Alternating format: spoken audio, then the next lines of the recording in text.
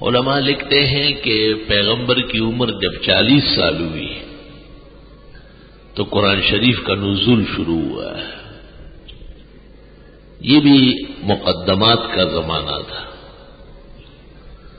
جب نبی عقل میں، علم میں، فہم میں، ادراک میں معراج ترقی تک پہنچے تو اللہ تعالیٰ نے ان کو قرآن شریف کا نزول شروع فرمایا۔ بعض روایات میں ہے کہ جمیع انبیاء و مرسلین تنبأ بعد ال40، 40 سال کے بعد نبوت اور وحی شروع ہوئی ہے، سوائے یحییٰ علیہ السلام اور عیسیٰ علیہ السلام کے کہ ان کو بچپن میں نبوت دی گئی یا نبوت کا اعلان ان سے کرایا گیا علی اختلاف القولین۔ ہمارے رسول جناب نبی کریم صلی اللہ علیہ وسلم کو 40 سال کے بعد نبوت اور رسالت عطا کی گئی اور اسی کے ساتھ قرآن کا نزول شروع ہوا ہے۔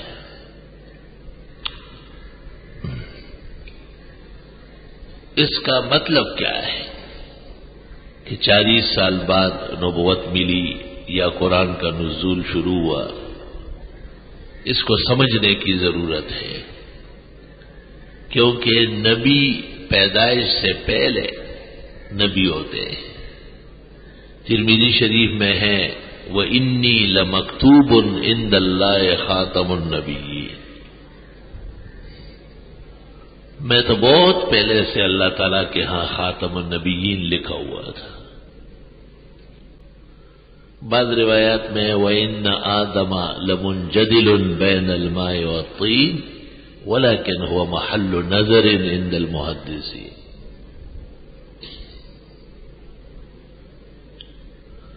اس کی مثال ایسی ہے جس طرح ایک طالب علم حاصل کرتا ہے 10 سال 20 سال، لیکن مدرس وہ بنتا ہے 25 سال 26 سال 30 سال کے بعد، تو صلاحیت تو پہلے سے دی گئی ہے، البتہ ذمہ داریاں سونپی گئی ہے ایک وقت اور ایک عمر گزرنے کے بعد۔ اس پر اتفاق ہے کہ انبیاء اور مرسلین سے نبوت سے پہلے، یعنی باقاعدہ وحی یا صحیفہ یا آسمانی علوم کے نزول سے پہلے بھی کوئی گناہ صادر نہیں ہوا ہے۔ گناہ سے مراد ہے اللہ تعالی کی مرضیات کے خلاف اپنے ارادے سے کرنا۔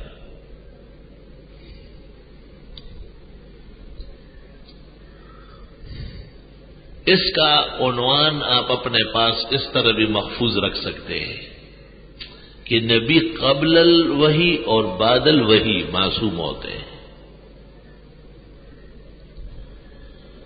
معصوم عصمت سے ہیں، جن کے افعال نامرضیات نہیں جانے جاتے ہیں۔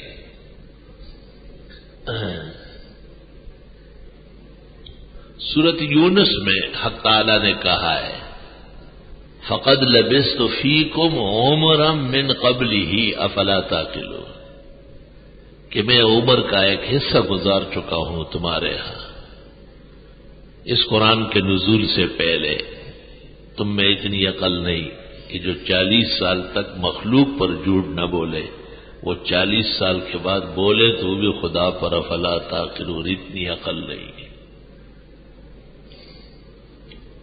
سمجھنے کی بات یہ ہے کہ یہ جو فرماتے عمرا من قبل ہی، اس پر اتفاق ہے من قبل نزول القرآن، من قبل هذا القرآن، تو وہی اور نبوت کے باقاعدہ اعلان سے پہلے جو زندگی گزری ہے اس کو بطور سند کے پیش کیا مخالفین اور مشرکین کے سامنے۔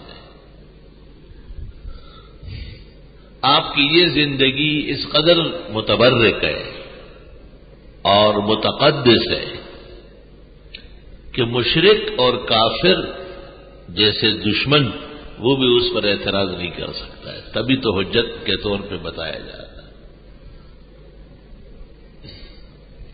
اس سے پتہ چلا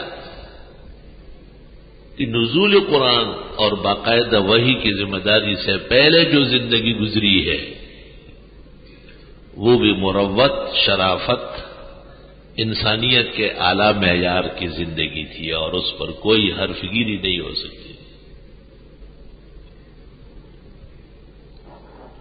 اس زندگی کو قرآن کی زندگی کے لیے موقوف علیہ بنا لیا اور اس کی سچائی کو اس پر موقوف کیا کہ چونکہ اس وقت کوئی ایسی غلطی، ایسی معصیت اور ایسی انسانیت سوز حرکت صادر نہیں ہوئی، اس لیے مجال ہے کہ وہی آنے کے بعد گناہ ہونے لگے اور غلط کاری ہونے لگے۔ افلا تعقلون۔ یہ بات تو قرآن سے ثابت ہو گئی کہ نزول قرآن اور وحی سے پہلے کی زندگی محفوظ زندگی ہے اور معصوم زندگی ہے۔ اب وہ زندگی جس میں آپ پر قرآن نازل ہوا اور آپ کے پاس باقاعدہ وحی آنے لگی اور آپ کو ذمہ داریاں سونپی جانے لگی، اس کا تذکرہ سورۃ احزاب میں ہے۔ لقد كان لكم في رسول الله اسوة حسنة لمن كان يرجو الله واليوم الآخر وذكر الله كثيرا۔ تمہارے لیے پیغمبر کی زندگی میں بہترین نمونہ ہے زندگی گزارنے کا، خاص کر جو لوگ آخرت پر اور اللہ پر ایمان رکھتے ہو۔ یہاں فرمایا فی رسول اللہ، اب اللہ کے رسول بن چکے ہیں، باقاعدہ ذمہ داری سونپی گئی ہے۔ تو وہ جو سورۃ یونس میں ہے وہ قبل القرآن اور قبل الوحی ہے، اسے بھی حجت بنایا، اور وہ جو سورۃ احزاب میں ہے جس میں باقاعدہ قرآن کا نزول ہونے لگا، باقاعدگی سے وحی آنے لگی اور ذمہ داریاں سونپی گئی، رسالت سے آراستہ کیے گئے، فرمایا کہ وہ بھی حجت ہے۔ تو قبل الوحی اور بعد الوحی، قبل الاربعین اور بعد الاربعین، دونوں زندگیاں بحکم قرآن محفوظ ہیں اور عصمت والی ہے۔ فللہ الحمد اول وآخر۔